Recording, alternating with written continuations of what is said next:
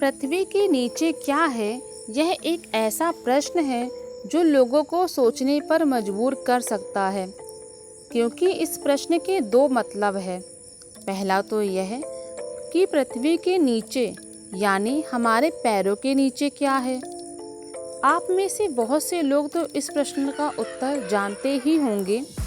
और इस प्रश्न का दूसरा मतलब यह है कि पृथ्वी के नीचे यानी पूरे ग्रह के नीचे क्या है। यानी जब हम पृथ्वी को अंतरिक्ष में ऐसे देखते हैं तो हमें पृथ्वी के नीचे क्या दिखाई देता है। अगर आप यह सोचते हो कि हमारे पैरों के नीचे क्या है, यानी अगर हम पृथ्वी को खोदते खोदते पृथ्वी के अंदर जाएंगे तो क्या हम पृथ्वी से बाहर अंतरिक्ष में चले जाएंगे? तो आज मैं इस कन्फ्यूजन को दूर कर देती हूँ। हालांकि इस प्रश्न का उत्तर कईयों को पता होगा, लेकिन चलिए आज इस प्रश्न को मैं इस वीडियो के थ्रू आपको समझाती हूँ।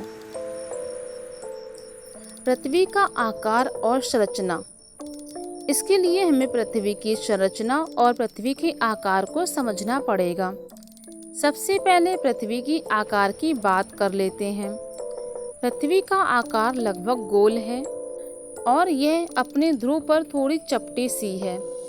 इसीलिए पृथ्वी के आकार को थोड़ा अंडाकार भी कहा जा सकता है। और बात करें पृथ्वी की संरचना की, तो पृथ्वी की संरचना विभिन्न परतों से मिलकर बनी हुई है, बिल्कुल प्याज की तरह जो कई परतों से बना हुआ होता है। सबसे पहले पृथ्वी के केंद्र की बात कर लेते हैं, जिसे कोर भी कहते हैं। कोर पूरा मेटल से बना हुआ होता है, जहाँ का तापमान 10 डिग्री सेल्सियस से भी ज़्यादा हो जाता है और यह पृथ्वी का सबसे डेंस भाग है। कोर के ऊपर मेंटल की लेयर होती है और इसके ऊपर क्रस्ट की लेयर। अब जानते हैं हम पृथ्वी पर कहाँ पर है। आप अगर समझते हो कि पृथ्वी के ऊपर यह जमीन, यह पहाड़, यह समुद्र एक सपाट सतह है, तो आप बहुत ही गलत हो।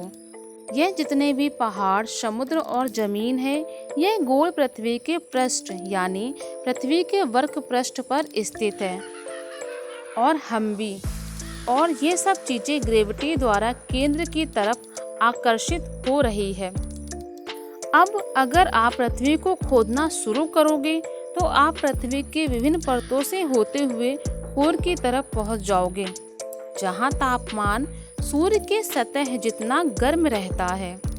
और ये बात केवल कल्पना सी ही लगती है कि ऐसा संभव भी हो सकता है कि हम कभी कोर तक पहुंच सकेंगे।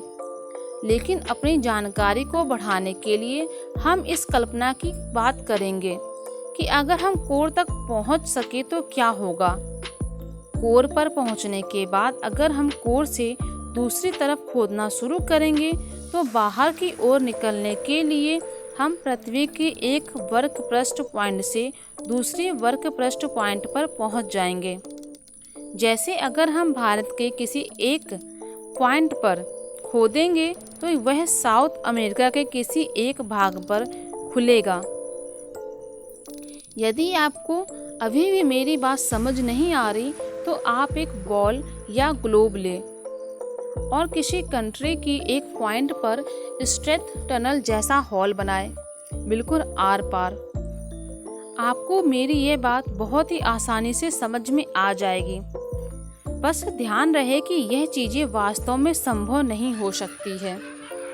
हम इस बात को समझने के लिए बस एक कल्पना कर रहे हैं।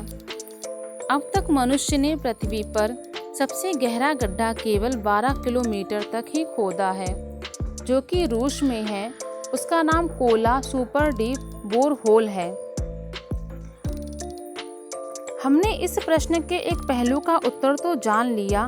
अब चलते हैं इस प्रश्न के दूसरे पहलू का उत्तर जानने की तरफ कि हमारे पृथ्वी ग्रह के नीचे क्या है।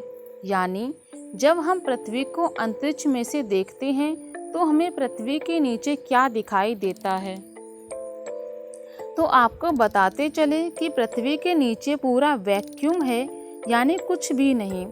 चूँकि पृथ्वी हमारे सोलर सिस्टम में स्थित है और सोलर सिस्टम हमारे आकाशगंगा गैलेक्सी में, तो गैलेक्सी में कुछ एलिमेंट्स जैसे धूल, गैस और बहुत ज़्यादा दूर के स्टार जैसी संरचना है। वह भी बहुत दूर, पृथ्वी के नीचे से बहुत ही ज़्यादा दूर। तो अब आप इस प्रश्न को बहुत ही अच्छे से समझ गए होंगे। चलिए जानते हैं पृथ्वी की रक्षा अंतरिक्ष में कौन करता है। देखिए, जब भी किसी चीज को ऐसा बनाना होता है कि वह सरवाइव कर सके, तो चाहे वह कुछ भी चीज हो, सबसे पहले उस चीज को प्रोटेक्ट करने के लिए एक डिफेंस सिस्टम बनाना पड़ता है। एक ऐसा सिस्टम जो उसे हर तरीके के समस्या से बचाए। जैसे भारत ही देख लो, एक ग्रोइंग इकोनॉमी है।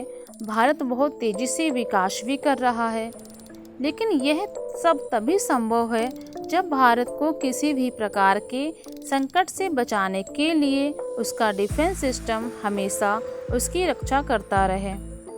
तो आप समझ सकते हैं कि डिफेंस का कितना ज़्यादा महत्व है।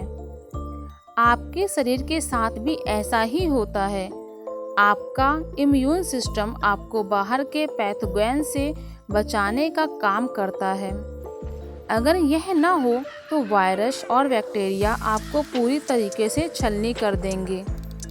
लेकिन जब बात आती है हमारे अपने ग्रह पृथ्वी की, तो हम यह बात कभी नहीं समझना चाहते कि हमारी रक्षा कौन कर रहा है। आखिर वह कौन है जो हमें हर प्रकार के संकट से बचाता रहता है, जिसके कारण से आज हमारा ग्रह सरवाइव कर पा रहा है। आपको सारी बात बताते हैं, लेकिन सौर मंडल में हमारे पृथ्वी का एक बहुत बड़ा बॉडीगार्ड है, एक ऐसा डिफेंस सिस्टम जो बहुत ज़्यादा विकराल है। वह विकराल बॉडीगार्ड है हमारा जुपिटर यानी बृहस्पति ग्रह, जो हर क्षण पृथ्वी की रक्षा करता है किसी भी प्रकार के एस्ट्रॉयड और कॉमेट जैसी चीज़ों से। अगर यह हमसे टकरा गए तो जैसे आज से 6.5 करोड़ साल पहले डायनासोर, जो कि इस पृथ्वी के सबसे बड़े रूलर थे, जो बहुत ज़्यादा सालों तक पृथ्वी पर राज किए थे, उनका अंत हो गया था, ठीक वैसे ही हमारा भी अंत हो जाएगा और हम कुछ नहीं कर पाएंगे।